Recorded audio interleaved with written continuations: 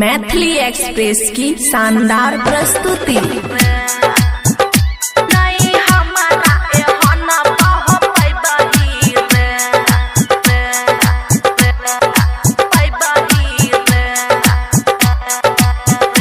खुशी recording studio बलुआ डिबिया DJ Manish Sonu Khanpur. डिबिया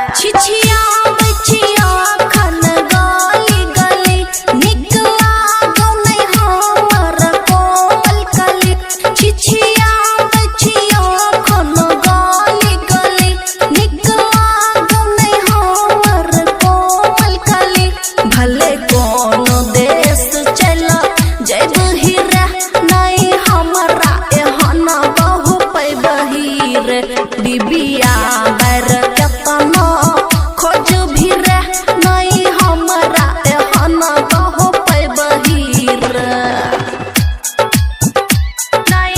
डीजे मनीष सोनू खानपुर।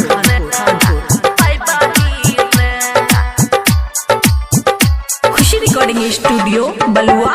अखन घर के है लछमी वाला है लागे छो मती तोहर पानी हारे लागे छो।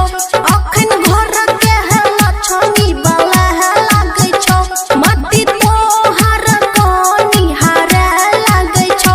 बबुआ राहुल घुर घुर ओय बहिर नहीं हमारा एहन बहु पैबही रे।